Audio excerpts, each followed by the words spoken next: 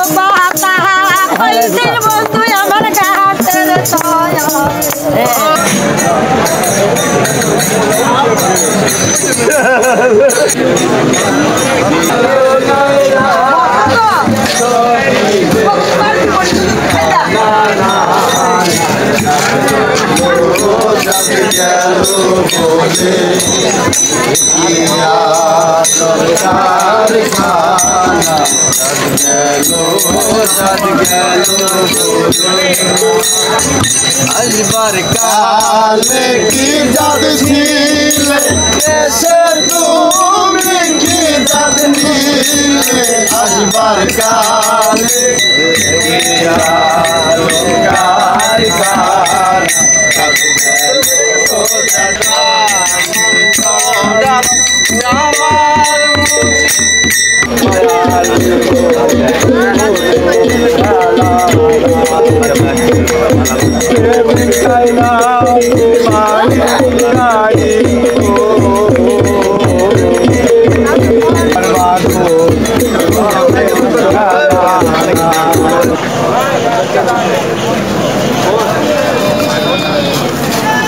আসসালামু আলাইকুম সম্মানিত ভ্রমণপ্রিয় ভাই বোনেরা, আজ আমি চলে এসেছি কুষ্টিয়ায় সেই ফকির লালন শাহর মাজারে।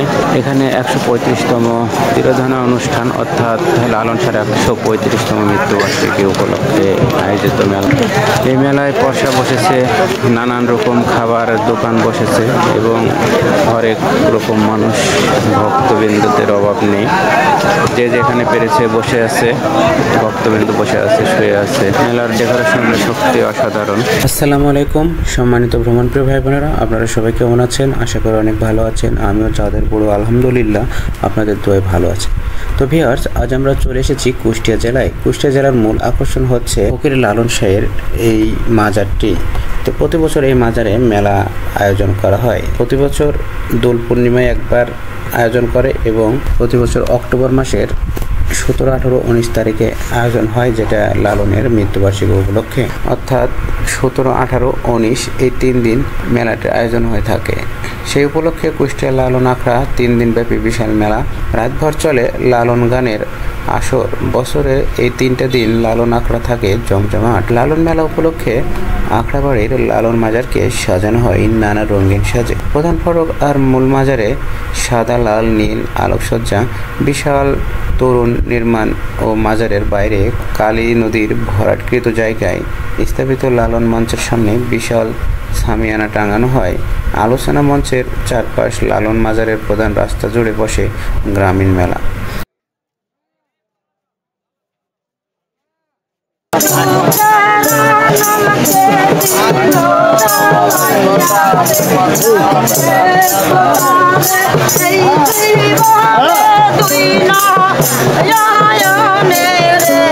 মেলায় নানা রকম গৃহ সামগ্রী, কাঠের তৈরি সাংসারিক নানা জিনিসপত্র, গরম গরম জিলাপি, পাঁপড় ভাজা, লালন গানের সিঁড়ি, গেঞ্জি, শন পাপড়ি, আখের শরবত, কুলফি, খই, বাদশা সহ হরেক রকম পরশা বসে এখানে। তো আপনারা লালন মেলায় যাবেন কি করে?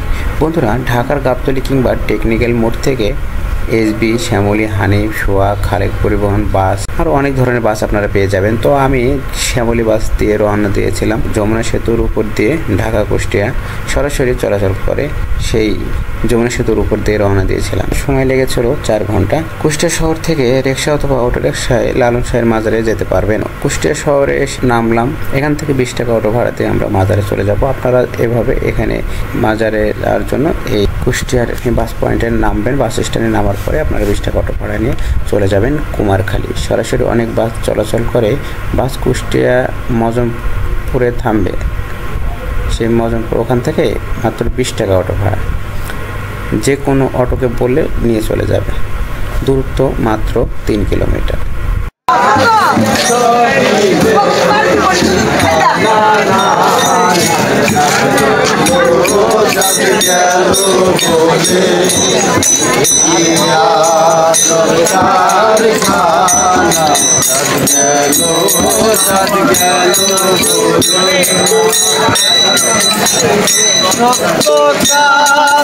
কেউ নাই রাজি, সত্য কাজে কেউ নাই রাজি,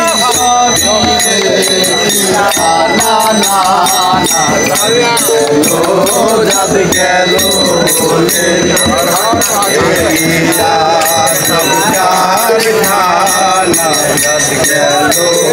যাদ গেল বলে আসবার কালে কি যাদ ছিলে, এসে তুমি কি যাদ নিলে। আসবার কালে কি যাদ ছিলে, এসে তুমি কি যাদ নিলে। কি যাদ হবে যাইবার কালে, কি যাদ হবে যাইবার কালে। কথা ভেবে বলো যাদ গেল বলে যাদ গেল বলে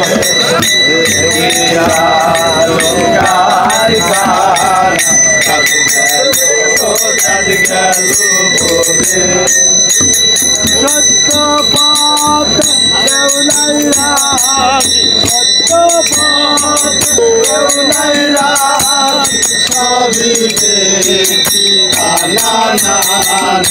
বন্ধুরা, আপনাদের হাতে যদি পর্যাপ্ত সময় থাকে তাহলে আপনারা বিকেলবেলা রওনা দিবেন এবং সন্ধ্যার সময় ওখানে গিয়ে পৌঁছবেন। তাহলে রাতের যে আসরটা সেটা আপনারা ওখানে উপভোগ করতে পারবেন। রাতের বেলা ওখানে বিভিন্ন সাংস্কৃতিক চর্চা হয়, লালন চর্চা হয়।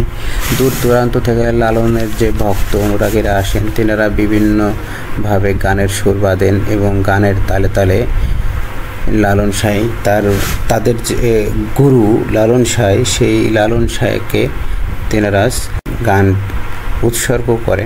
তো যাই হোক, আমার পিছনে যে ফটোটি দেখতে পাচ্ছেন এর ভিতরে লালন শাহের যে শেষ সমাধি সেটা রয়েছে এবং এর ভক্তবৃন্দর এই এরিয়ার মধ্যে রয়েছে। এখন এই সময় প্রচুর দর্শক, এই জন্য এই সময় ঘুরে ফিরে অতটা সুন্দরভাবে আসলে বোঝানো সম্ভব নয়।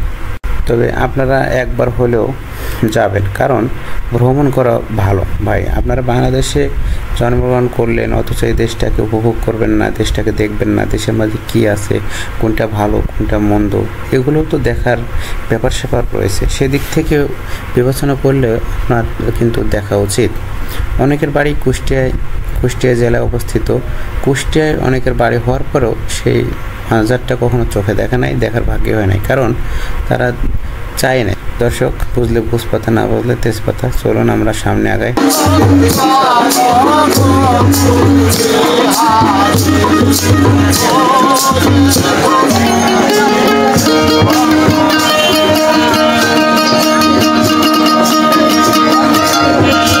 এগুলো কত করে প্যাকেট?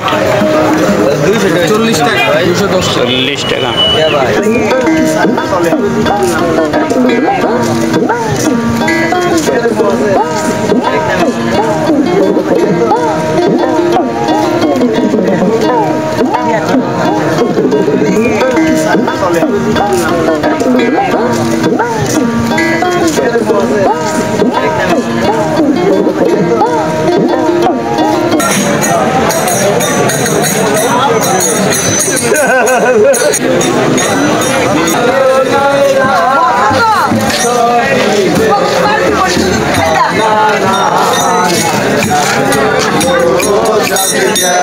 বলে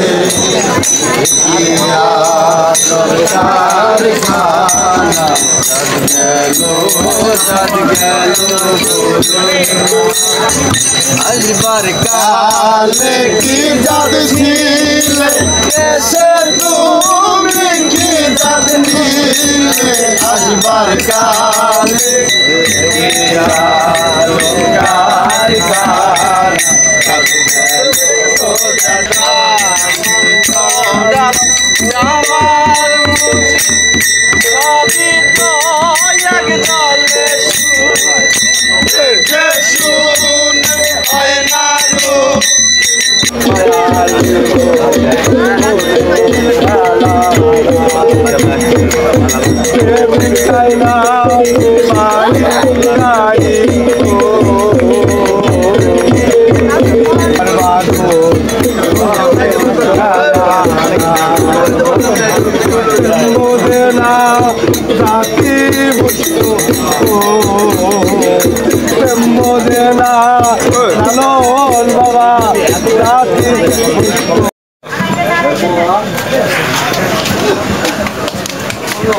বিভিন্ন রকম মুখরোচক মজাদার আচার রয়েছে, আচারের দোকান।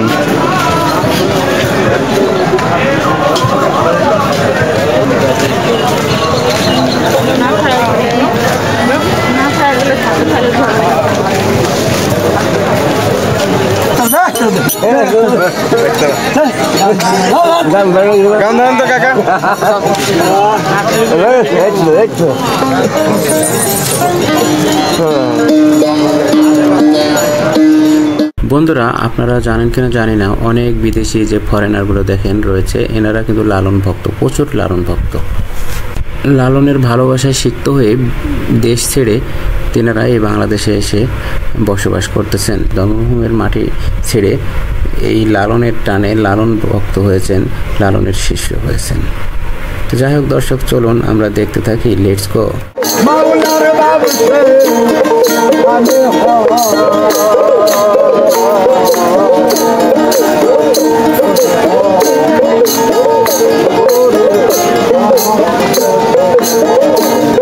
দর্শক, মেলা ঘোরাফেরা করে মেলা থেকে বের হচ্ছি। এখানে প্রচুর পরিমাণে একতারা রয়েছে, একতারার জন্য বিখ্যাত এলাকাটি। তিলের খাজা কোনটা বিখ্যাত? এটা এটা বিখ্যাত। এটা হচ্ছে পেন তেল, এটা হচ্ছে নর্মাল তেল, আর এটাই সবচেয়ে উন্নত মানের। কত এটা প্যাকেট? প্যাকেট আমরা 60 থেকে 50 টাকা বেশি, এক পিসে 60 টাকা। তাই? এটা 40 করেন, 40 করেন, এক পিসে খাবো। বন্ধুরা, সবাই বলে কুষ্টিয়ার এই তিলের খাজা নাকি অনেক মজা। তো যাই হোক, আমি চাঁপাই জেলার তিলের খাজা জীবনে বহুত খেয়েছি এবং কিভাবে তৈরি করে সেগুলো দেখেছি, সেগুলো এক্সপিরিয়েন্স আমার আছে। তো সেই চাঁপাইয়ের তিলের খাজাকে হার মানাতে পারে নাই। যতই বলুক যে কুষ্টিয়ার তিলের খাজা সবচেয়ে বিখ্যাত, আমার কাছে মোটেও সে নম্বরটি পাইনি। সর্বোচ্চ নম্বর আমি কুষ্টিয়ার এই তিলের খাজাকে দিতে পারি 75, আর চাঁপাইকে 100-তে 100। যাই হোক, আমি চাঁপাইকে বড় করে দেখছি না, আর কুষ্টিয়াকে ছোট করে দেখতেছি না। এতদিন কুষ্টিয়ার তিলের খাজার নাম বহুত শুনেছিলাম, কিন্তু বাস্তবে খেয়ে যখন দেখেছি তখন এর রেজাল্ট অবশ্যই জানালাম। ঠিক আছে, কুষ্টিয়ায় আপনারা কোথায় থাকবেন, এই মজমপুর গেট, যে মজমপুরে আপনাদেরকে নামিয়ে দেবে বাস থেকে, ওখানে আপনারা চারপাশে দেখবেন প্রচুর পরিমাণ আবাসিক হোটেল রয়েছে। হোটেলের কোনো অভাব নেই। বড় বাজার ও বিভিন্ন হোটেল রয়েছে। Hotel Ajmeri, Pritam hotel, Mojompur gate, Noor international, বড় বাজারের জুবলি হোটেল, ভাড়া 350 টাকা, double bed. Hotel Liberty AC room 500 থেকে 600 টাকায় পাবেন। এছাড়া 100 থেকে 200 টাকাতেও মজমপুরের বড় বড় বাজারে বিভিন্ন রকম আপনারা রুম পেয়ে যাবেন। খিলাদহ ডাক বাংলো, সেখানে আপনারা থাকতে পারবেন। এছাড়াও আরও মানসম্পন্ন বাঙালি খাও বিরিয়ানি, পেটুক বিরিয়ানি হাউস, গোপালগড়ের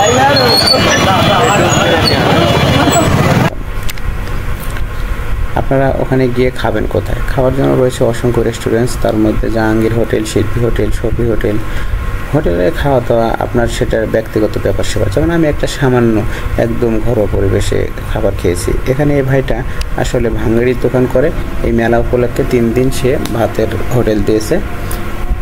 তার ফ্যামিলি বাসা থেকে রান্নাবাড়ি করে দিচ্ছে, আর এখান থেকে শুধু সে সার্ভ করতেছে। এখান থেকে শুধু আমাদেরকে মানে খাবারের পরিবেশনটা সে করতেছে একদম ঘরোয়া পরিবেশে, অল্প রেটে। আপনি যেরকম খাইতে চাইবেন সেরকমই হবে। যত মশলা দেবেন তত মজা হবে, যত গুড় দেবেন তত মিষ্টি হবে। যাই হোক, লালনের কুলফি কিন্তু খেতে ভুলবেন না আপনারা। এটা আপনারা এই লালন মেলাতে খেতে পারেন, অথবা আপনারা পুঠিবাড়ি গেলেও দেখে খেতে পারেন। বন্ধুরা, আপনারা যখন এই কুষ্টিয়াতে লালন মেলাতে আসবেন, লালন বাজারে ঘোরাফেরা শেষ করে আপনারা অবশ্যই পুঠিবাড়ি যাবেন। পুঠিবাড়ি যেতে হলে আপনাকে লালন মেলা এই গভীর মোল্লা গেটে প্রথমে আসতে হবে। অটো ভাড়া 10 থেকে 15 টাকা নেবে। ওখান থেকে আপনাকে তারপরে আসতে হবে আলাউদ্দিন নগর আসতে হবে। সেখানে গভীর মোল্লা গেট থেকে হয়তো 15 থেকে 20 টাকা ভাড়া নেবে। সেখান থেকে আরও 20-25 টাকা ভাড়া দিয়ে আমাদের যেতে হবে পুঠিবাড়ি, রবীন্দ্রপুরের বাড়ি। তো আপনারা এভাবে আসতে পারেন। চলুন আমরা ওখানে পুঠিবাড়ি যাবো, ঘুরে ফিরে দেখবো। ঠিক আছে, সঙ্গেই থাকবেন। এই ছিল মূলত ব্যাপার স্যাপার। বন্ধুরা সবাই ভালো থাকবেন। আরও মজার মজার ভিডিও নিয়ে আসবো আপনাদের সামনে। আপনারা কুঠিবাড়ি ঘুরতে পারেন। আপনারা দেখতে পাচ্ছেন লাগাডে রবীন্দ্র কুঠিবাড়ি। আমরা কুষ্টিয়াতে চলে এসেছি রবীন্দ্র কুঠিবাড়ি। আজ আমরা ঘুরে ফিরে দেখবো। প্রিয় দর্শক, এই কুঠিবাড়ি এসে আমি 100 টাকা দিয়ে গামছা কিনলাম। দেখুন টয়লেটটি অনেক সুন্দর। মিরাজ মামার স্পেশাল কুলফি কত? ভিআইপি 100 টাকা আছে, 50 আর 40। 50, 40, 100। ভালো না লাগলে টাকা লাগবে না। আচ্ছা, আমার আসে নাই ভালো খান। আপনারা রবীন্দ্র কুঠিবাড়ি আসলে, কুষ্টি আসলে অবশ্যই কুলফি খাবেন, কারণ এখানকার কুলফিটা খুব ভালো। পুরাটা দুধের স্বাদ হবে, এই কাছাটা ডবল ভালো হবে।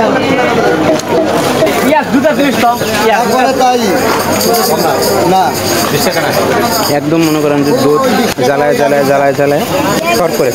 আয় মামা আসে নাই ভালো ভালো, এই যে সেই জিনিস। বন্ধুরা, এখন ঘোড়ার পিঠে চড়বো। আরো আসতে যাবো ভাই, আপনারা এখন দেখতে পাচ্ছেন শিলাইদহ কুঠিবাড়ি। হ্যাঁ, 0 কিলোমিটার। শিলাইদহ কুঠিবাড়ি আমরা এসেছি জমিদার বাড়ি। এটা হচ্ছে 0 কিলোমিটার। আমরা এখন এখান থেকে ভিতরে ঘোরাফেরা করবো। চলুন আমরা দেখি। এখন প্রবেশ করতেছি মূল গেটে। এই হচ্ছে কুঠিবাড়ির জমিদার বাড়ির সামনে। ভিতরে ঢোকার সঙ্গে সঙ্গে চোখে পড়লো পালকি। আর এই গাছগুলো, এই 4টা গাছগুলো দেখুন কত সুন্দর লাগতেছে। সেই রবীন্দ্রনাথের রাজ্য। এখানে এসে রবীন্দ্রনাথের সিংহাসন রয়েছে। চলুন আমরা দেখবো, ঘুরে ফিরে দেখার চেষ্টা করি। এই যে ট্রলারটা দেখতে পাচ্ছেন, এই ট্রলারে চলে যেতে পারবেন। 40 টাকা ঘাট পার নেবে। চলুন আমরা ঘাট পারে ওপার যাবো। রূপপুর পারমাণবিক গিয়ে দেখবো, পারমাণবিক যে বিদ্যুৎ কেন্দ্র সেটা দেখবো। এবং আমরা আরও দেখার চেষ্টা করবো যে লালন ব্রিজ, হার্ডিস ব্রিজ, এগুলো আমরা ঘুরে ফিরে দেখার চেষ্টা করবো। আমরা ঘুরে ফিরে দেখতে থাকবো এবং ঢাকার দিকে আমরা আবার ফিরে যাবো। এই হলো পদ্মার ঢেউ। আমরা একদম ওই ঘাটে পারে যাবো, একদম পাশে ঘাটে পারে যাবো। আর ওই ধারে দেখতে পাচ্ছি কাশবন আর কাশবন।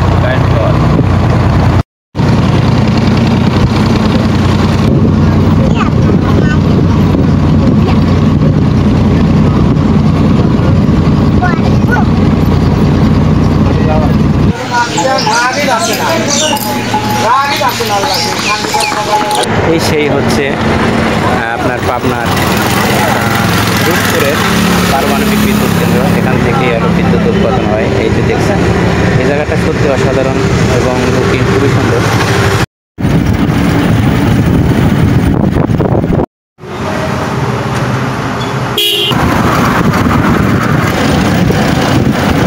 প্রিয় দর্শক, আমি এখন অবস্থান করতেছি লালন শাহ ব্রিজ, এই রূপপুরে। আপনাদেরকে একটা হার্ডিং ব্রিজ দেখানোর চেষ্টা করতেছি। এই সৌন্দর্যটা আপনারা উপভোগ করুন। আর গ্রিন সিটি, এই হলো গ্রিন সিটি। আমার পিছনে যে গ্রিন সিটি দেখতে পাচ্ছেন তাতে কি মনে হচ্ছে আমি কোথায় আছি? আমি কি বাংলাদেশে আছি? নো, বাংলাদেশে নেই। দেখুন আমার পিছনে ফরেনার যাচ্ছে দেখুন। রাশিয়ানদের অভাব নেই, এরা যেমন লম্বা চড়া, স্মার্ট, হ্যান্ডসাম রাশিয়ান গাইস। সম্মানিত ভ্রমণপ্রিয় ভাই বোনেরা, কুষ্টিয়া জেলার ভ্রমণ করে কুষ্টিয়া জেলার দর্শনীয় স্থানগুলো দেখে এখন ক্লান্তির হৃদয় নিচ্ছে, আবার গন্তব্যস্থানে ফিরে আসতেছি। যাই হোক, সবাই ভালো থাকবেন, খোদা হাফেজ। এখনো যারা সাবস্ক্রাইব করেননি সাবস্ক্রাইব করে রাখুন।